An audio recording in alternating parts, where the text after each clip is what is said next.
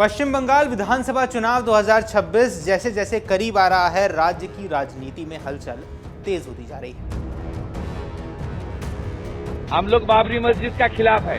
सब लोग को पता है झूठों की रानी खुद चोर है, चोर शोर मचा रहा है। इन सब के बीच नंदीग्राम सीट एक बार फिर सुर्खियों के केंद्र में आ गई है। यह सिर्फ एक विधानसभा सीट नहीं बल्कि बंगाल की राजनीतिक दिशा तय करने वाला प्रतीक बन चुकी है। बदलते राजनीतिक समीकरण, नेताओं की निष्ठा में बदलाव, भाजपा का मजबूत होता संगठन और मतदाता सूची से नाम हटना यानी कि SIR के आरोप, इन सभी ने मिलकर नंदीग्राम को इस चुनाव का सबसे हाई स्टेक और दिलचस्प मुकाबला बना दिया है। नमस्कार, आप देख रहे हैं अमर उजाला। मैं हूं आपके साथ साहिल सुयाल। दरअसल नंदीग्राम की चर्चा 2021 के विधानसभा चुनाव से ही लगातार बनी हुई है। 2 मई 2021 की शाम को जब नतीजे आए तो पूरे देश की नजरें इस सीट पर टिकी थी। उस दिन रिटर्निंग ऑफिसर ने भाजपा नेता शुभेंदु अधिकारी को मुख्यमंत्री ममता बनर्जी के खिलाफ 1956 वोटों से विजयी घोषित किया। ये जीत सिर्फ एक सीट की जीत नहीं थी बल्कि बंगाल की राजनीति में एक बड़े बदलाव का संकेत थी। शुभेंदु अधिकारी ने 1.1 लाख से ज्यादा वोट हासिल किए, जबकि 2016 में भाजपा की स्थिति यहां बेहद कमजोर थी। इस जीत की सबसे खास बात यह थी कि शुभेंदु अधिकारी खुद कभी TMC के मजबूत नेता हुआ करते थे।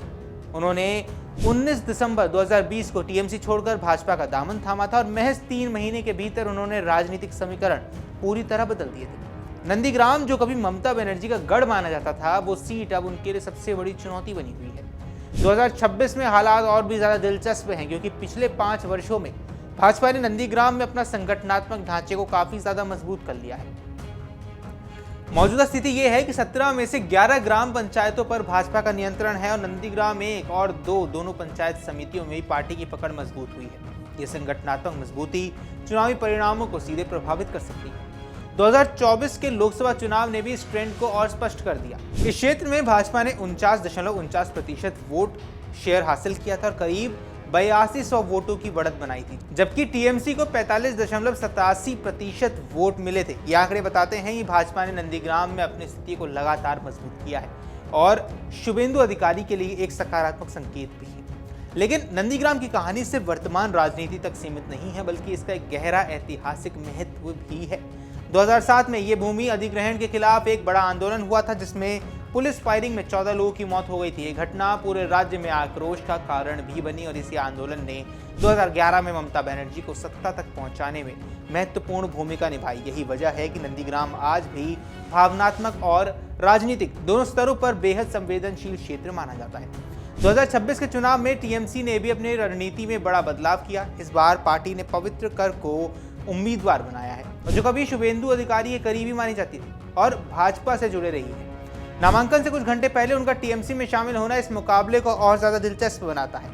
पवित्र कर की उम्मीदवारी ने इस चुनाव को भूमिपुत्र बनाम भूमिपुत्र की लड़ाई में बदल दिया है, यानी दोनों ही उम्मीदवार खुद को इस क्षेत्र का सच्चा प्रतिनिधि साबित करने की कोशिश कर रहे हैं। उनकी पत्नी शिवेली कर का भी TMC में शामिल होना यह दिखाता है कि पार्टी इस सीट को जीतने के लिए पूरी ताकत झोंक रही है। हालांकि पवित्र कर का अतीत विवादों से भी जुड़ा रहा है। 2021 के चुनाव में पहले एक TMC कार्यकर्ता की हत्या के मामले में उनका नाम सामने आया था और उन्हें जेल भी जाना पड़ा था। ऐसे में ये देखना दिलचस्प रहने वाला है ये विवाद चुनावी परिणामों को किस हद तक प्रभावित करेगा। TMC इस सीट पर हर हाल में वापसी पाना चाहती है। 2009 से 2016 तक ये सीट TMC के पास रही और पार्टी ने इसे अपनी राजनीतिक विरासत का हिस्सा भी माना। यही वजह है कि पार्टी के वरिष्ठ नेता अभिषेक बनर्जी खुद इस सीट की निगरानी कर रहे हैं। उन्होंने कार्यकर्ताओं से अपील की है कि वो 25 दिनों तक इस सीट की जिम्मेदारी लें, जबकि अगले 5 वर्षों की जिम्मेदारी उठाएंगे। जमीनी स्तर पर अपनी पकड़ मजबूत करने के लिए TMC ने कई सामाजिक पहल भी शुरू की है, जिनमें सेवा आश्रय कैंप के जरिए लोगों के स्वास्थ्य सेवाएं दी जा रही हैं, जिसमें पार्टी अपनी छवि को मजबूत करने की कोशिश कर रही है। दूसरी ओर भाजपा भी पूरी रणनीति के साथ मैदान में उतरी है। शुभेंदु अधिकारी के करीबी और चुनाव प्रबंधन संभाल रहे प्रलय पाल का दावा है कि इस बार TMC को अपने ही अंदरूनी विवाद का नुकसान उठाना पड़ेगा। उनका कहना है कि पवित्र कर को उम्मीदवार बनाए जाने से पार्टी के पुराने कार्यकर्ताओं में असंतोष है, जो चुनाव में असर डाल सकता है। हालांकि भाजपा के लिए भी यहाँ चुनौतियां कम नहीं है। नंदीग्राम 1 ब्लॉक में मुस्लिम आबादी अधिक है, जहाँ TMC की मजबूत समर्थन मिलता है। वहीं नंदीग्राम 2 ब्लॉक में भाजपा को बढ़त मिलती रही है। ऐसे में चुनाव का परिणाम काफी हद तक इन दोनों क्षेत्रों की वोटिंग पैटर्न पर ही निर्भर करेगा। इस पूरे चुनावी माहौल में सबसे बड़ा विवाद SIR यानी मतदाता सूची से नाम हटाने को लेकर सामने आया है।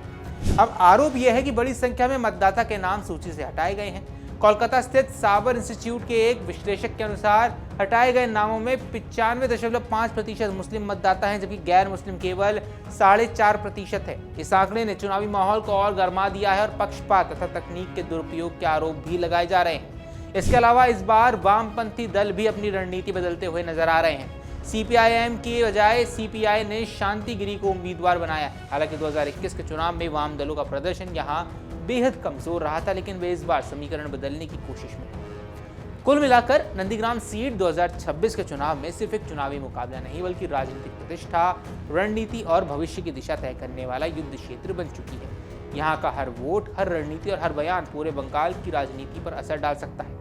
23 अप्रैल को पहले चरण में होने वाला मतदान ये तय करने वाला है कि नंदीग्राम एक बार फिर इतिहास रचेगा या पुरानी कहानी को फिर से दोहराया जाएगा। बाकी आपको क्या कुछ लगता है हमें कमेंट सेक्शन पर जरूर बताएं।